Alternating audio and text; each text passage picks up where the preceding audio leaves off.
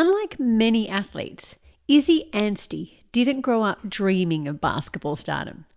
But with both parents having represented Australia in their own sports and a childhood surrounded by the game, it wasn't long before basketball found her. What started as something familiar soon became a passion, and through sheer commitment, focus, and belief, Izzy pushed further than she had ever imagined. From representing Australia at the Olympics to playing college basketball in the US as a Bruin, her story is one of perseverance, humility, and quiet courage. In this episode, Izzy shares the lessons sport taught her about staying present, handling pressure, and finding success by showing up fully to the moment you're in.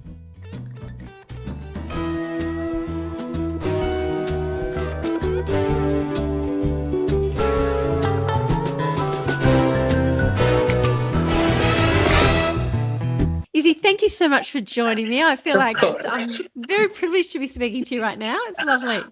Oh, gosh, no worries at all. Now, Izzy, from as far back as you can remember, was basketball always a passion for you, or was there something else that maybe you had in mind when you were little that you thought you might like to do? I wouldn't say it was ever what I wanted to do. I think I was quite opposite to a lot of people that grow up with a basketball in their hands and they never let go of it. I was quite the opposite and kind of felt myself always being brought back to basketball. So it was never, oh my gosh, I'm going to be a WNBA superstar or anything. But the more that I was in it, the more I was like, oh, yeah, I can do this. And it kind of just like the gravity of it and the things around you that shift is kind of what kept me there. It wasn't necessarily I was 3-year-old drawing basketballs and wanting that to be my life, but it was my life. I was around it a lot of the time, and that community and the things around it and just like the ecosystem of the basketball community kind of just like draws you in and you stay there a little bit.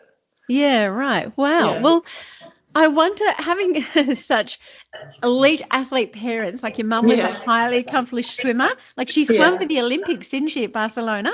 And Dad having a career that spanned over like 14 years, and he played for like the Dallas Mavericks and Chicago Bulls. Like, having those sort of parents, was that an influence on you as well to try and make it a career, or? I think it was an influence. Mum, she always tried to get me into the pool and I just wouldn't do it. But she was very influential in the fact that she was no longer swimming.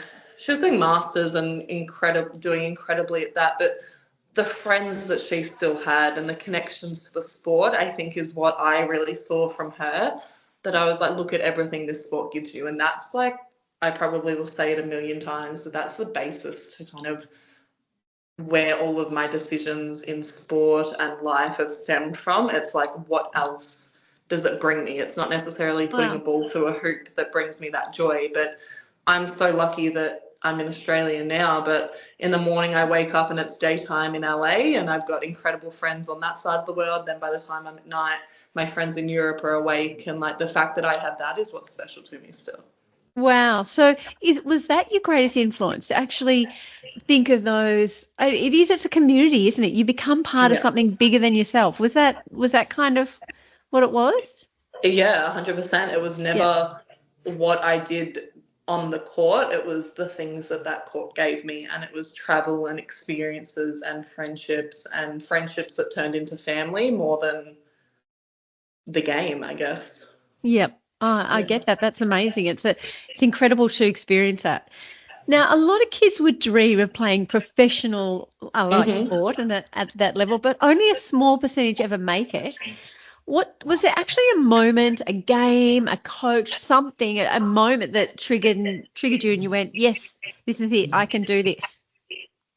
It was never a moment or anything, but I remember, I developed late. I was never the best on the court until a little bit later on in my junior career, but I had my first state coach. I think that was bottom age under 16s. His name was Jai. And I went to tryouts because of the chance to go to tryouts. I didn't go because I thought I'd make the team. It was none of that. And I progressed through, and that was when I first saw the political side of sport as well as, Yeah. you're in because of your last name and things like that. But Right. the belief that he saw in me when I didn't see myself there yet, I think gave me more of an insight into I don't need to be the best player on the court when I'm 14, Yeah. but the belief and the vision that somebody can have in me and pour into me, I think that's what kind of gave me that. I wouldn't even call it motivation, but just like, oh, I can do this. If somebody else can see it, I can work towards that. That's very cool, isn't it, to have a mentor or someone that can actually see that in you. That's I very think I special as well. cried when he told me I'd made Oh. the team. Like, I was like, what? Why? Oh, wow. I love Yeah. that. That's incredible. So once you were in it and you were starting to play more competitively, did you have a goal then? Did you set yourself a goal or have a dream of where you wanted to end up? I think it was, yeah, of course I did. It was more, I never went for the long shot goal though.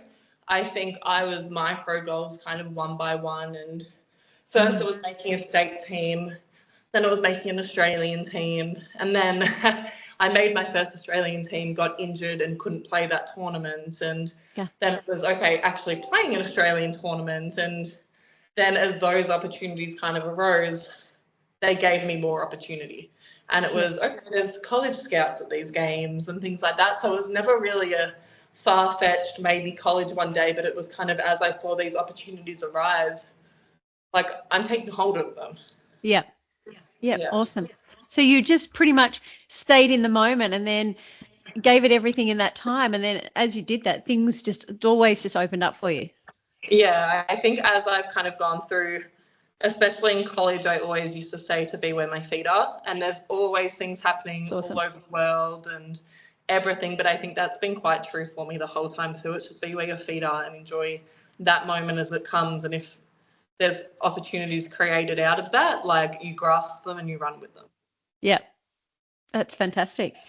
So tell me, when you were in your peak, like playing for UCLA or playing for Australia, what did a typical training schedule look like just for a week? Like how intense was it?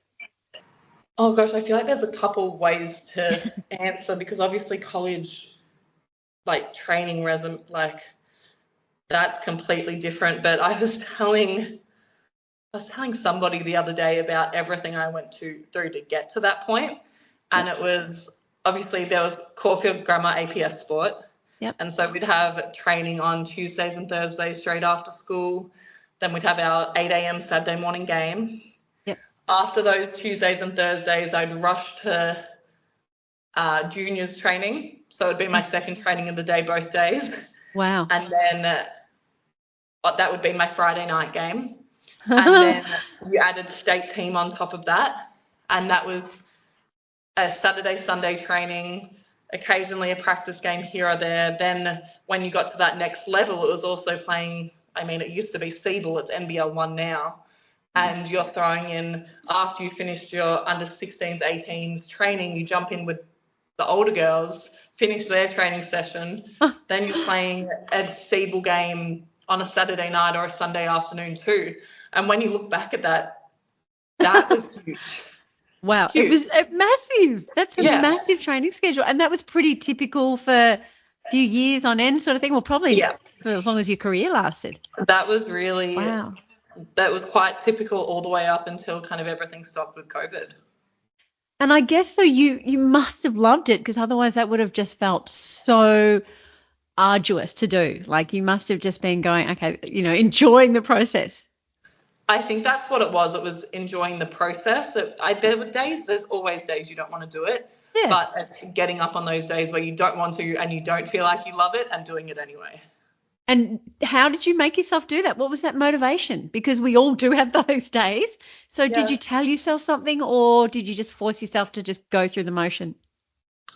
At that point, it wasn't necessarily force myself, but I'll accept it now. I'm a very stubborn person. Everybody always asks me, oh, did mum and dad make you do that? And it was always the opposite. And it was, well, if you don't want to do it, don't do it. And so I'd get stubborn and say, well, no, of course I'm going to do it. Like, of course. So Yeah. it kind of ticked me into that. I love it. So you use that kind of, it's not a negative bias, but that, well, just self-awareness to your benefit, really, didn't you? And you used it to help motivate you. I love that. I hope you're enjoying part 1 of my conversation with Izzy Anstey. Make sure you hit follow or subscribe so you don't miss part 2 and all the other exciting guests we've got coming up on Jules FM. Until next time.